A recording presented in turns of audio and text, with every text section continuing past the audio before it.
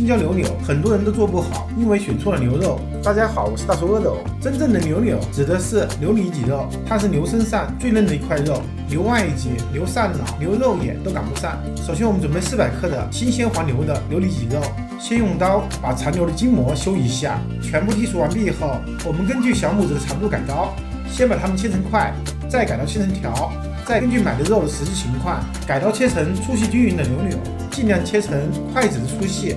全部切好后，先放入个大盘中备用。想要牛肉更鲜嫩，千万不要加小苏打，虽然有效，但是会极大的影响牛肉的口感。嫩化牛肉一定要用到生姜汁，真正起作用的是它所含有的生姜蛋白酶，可以分解嫩化牛肉。准备一小块去皮的生姜，用研磨器把它们磨成姜蓉，只磨一半就可以了。再准备一个碗，加入小半碗清水，接着我们用一个小刷子把姜蓉连同姜汁一起倒进去，这个水常温就可以了，不能是开水。把它们浸泡10分钟后，用漏勺过滤一下，就得到了可以嫩肉的生姜水。潮装牛肉的碗中加入盐1克，再加入生抽酱油1汤勺，老抽酱油适量，1勺量的蚝油和2克黑胡椒粉。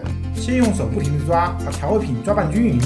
抓匀后，再少量多次的朝牛肉中加入生姜水，每次加1勺，然后不停地抓拌，让牛柳把水分吸收进去，有水才会嫩。牛里脊本身比较嫩，加4到5勺就可以了。接着我们加入1勺玉米淀粉，还是先用手抓匀，抓匀后喷一点食用油，一边喷一边抓匀，可以形成油膜，从而锁住水分。抓好后放一旁，就这样腌制至少15分钟，让生姜蛋白酶有时间分解嫩化牛肉。配料方面，准备适量的新鲜的薄皮青椒，清洗干净。清洗干净后，先用刀把辣椒蒂给切掉，再横刀把辣椒一分为2，接着用手去除辣椒内部的经络和辣椒籽。抠除干净后，把辣椒清洗一下，再根据实际情况把它们改刀切成和牛柳差不多大小的青椒条。全部切好后，先放入盘中备用。准备一个小眼洋葱，先用刀把它一分为2，只取一半，改刀切成粗一点的洋葱丝，宽度和牛柳差不多。全部切好后，用手把它们抓散，挑出完整漂亮的洋葱丝，放入一个盘中备用。接着我们调个料汁，碗中加入3勺生姜水，再加入蚝油10克，生抽15克，黑胡椒粉适量。有条件的加入一点现磨的黑胡椒粉，最后加入玉米淀粉3克，用勺子搅拌均匀后备用。下一步，准备一口干净的锅，不加油或者喷很少的油。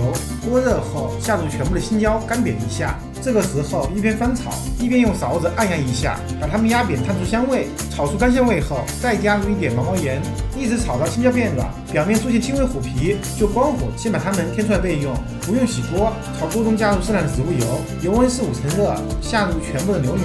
下锅之后先不要动，静置个5-6秒，等底部定型。